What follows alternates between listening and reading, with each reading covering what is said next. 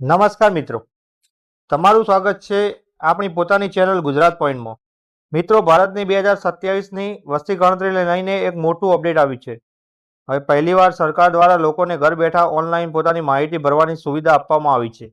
એટલે કે હવે તમે તમારા મોબાઈલ અથવા લેપટોપથી જાતે જ વસ્તી ગણતરીની માહિતી ભરી શકશો. આ પ્રક્રિયાને સ્વગણતરી અથવા સેલ્ફ એન્યુમરેશન કહેવામાં આવે છે. આ વિડીયોમાં આપણે જાણીશું સ્વગણતરી શું છે, કઈ તારીખથી શરૂ થશે, કઈ વેબસાઇટ પર માહિતી ભરવાની રહેશે, સંપૂર્ણ ફોર્મ કેવી રીતે ભરવું, SCID શું છે અને કઈ કઈ બાબતોનું ખાસ ધ્યાન રાખવાની જરૂર છે. તો વિડીયો મિત્રો અંત સુધી જરૂર જોજો. ભારતની આ 16મી અને આઝાદી પછી 8મી વસ્તી ગણતરી રહેશે. ગુજરાતમાં 1 જૂનથી 30 જૂન 2026 દરમિયાન મકાનોની ગણતરી હાથ ધરવામાં આવશે, જ્યારે 9થી 28 ફેબ્રુઆરી 2027 દરમિયાન વસ્તી ગણતરીનો બીજો તબક્કો યોજાશે. પરંતુ સૌથી મહત્વની વાત એ છે કે સરકારે હવે સ્વગણતરી પોર્ટલ શરૂ કરવાનો નિર્ણય લીધો છે. આ પોર્ટલ 17 મે 2026થી 31 મે 2026 સુધી ખુલ્લું રહેશે. આ સમય દરમિયાન લોકો ઘરે બેઠા પોતાની માહિતી ઓનલાઈન ભરી શકશે. તો મિત્રો, સામાન્ય રીતે વસ્તી ગણતરીમાં સરકારી કર્મચારીઓ ઘરે ઘરે આવીને માહિતી એકત્રિત કરતા હોય છે, પરંતુ પહેલી વખત ભારત સરકારે લોકોને પોતાની જ માહિતી ભરવાની સુવિધા આપી છે. આ પ્રક્રિયાને સેલ્ફ એન્યુમરેશન કહેવામાં આવે છે. આમાં તમે તમારા કુટુંબની માહિતી, ઘર સંબંધિત માહિતી, સભ્યોની વિગતો અને અન્ય જરૂરી માહિતી ઓનલાઈન ભરી શકશો. સફળ સબમિટ થયા બાદ તમને એક યુનિક SCID મળશે. પછી જ્યારે ગણતરીદાર તમારા ઘરે આવશે ત્યારે આ SCID બતાવવાની રહેશે.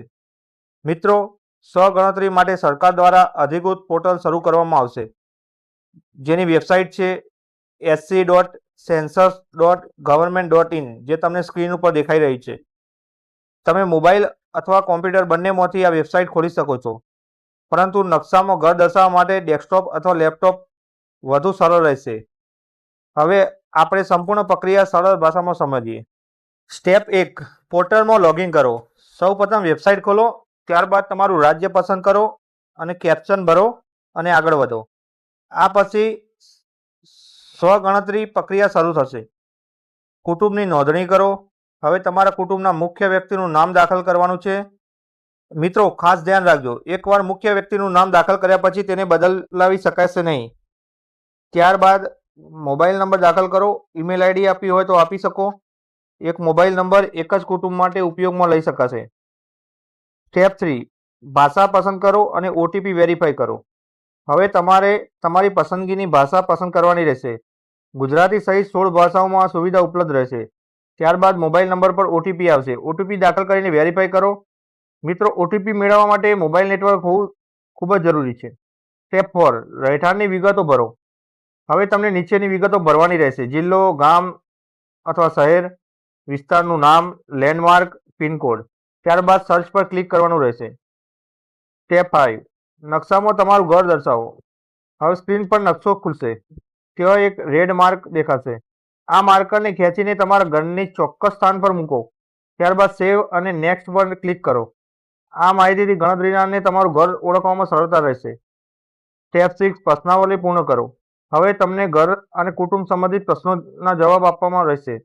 મિત્રો, આ પ્રશ્નાવલી ગણતરીદાર દ્વારા ઉપયોગમાં લેવાતી પ્રશ્નાવલી જેવી જ રહેશે.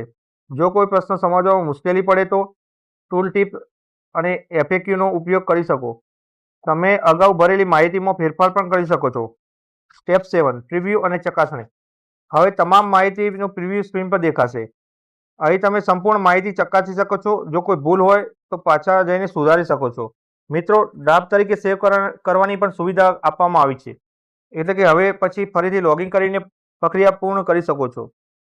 Step 8, final submit. અને હવે તમે તમામ માહિતી સાચી હોવાની ખાતરી થયા બાદ ફાઇનલ સબમિટ પર ક્લિક કરો.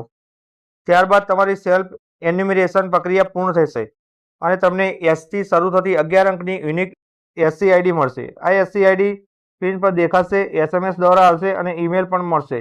મિત્રો, SCIDનો સ્ક્રીનશોટ જરૂર રાખજો, કારણ કે પછી ગણતરીદાર આવે ત્યારે આ ID બતાવવાની રહેશે. સ્ટેપ 9, ગણતરીદારને SCID આપો. જ્યારે સરકારી ગણતરીદાર તમારા ઘરે આવે ત્યારે તમારે SCID બતાવવાની રહેશે. જો તમારી ID મેચ થશે તો માહિતી કન્ફર્મ થઈ જશે. જો મેચ નહીં થાય તો ફરીથી માહિતી લેવામાં આવશે. મિત્રો, આ વખતે જનગણનામાં આધુનિક ટેકનોલોજીનો ઉપયોગ કરવામાં આવશે. એન્ડ્રોઈડ અને iOS એપનો ઉપયોગ થશે. ઓફલાઈન ડાટા કનેક્શન થશે.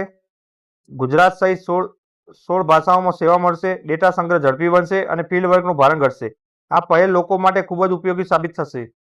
મિત્રો, સેલ્ફ એન્યુમરેશન કરતી વખતે સાચી માહિતી જ ભરવી, મોબાઈલ નંબર સાચો દાખલ કરવો, SCID સાચવી રાખવી અને અંતિમ તારીખ પહેલાં ફાઇનલ સબમિટ જરૂર કરવું.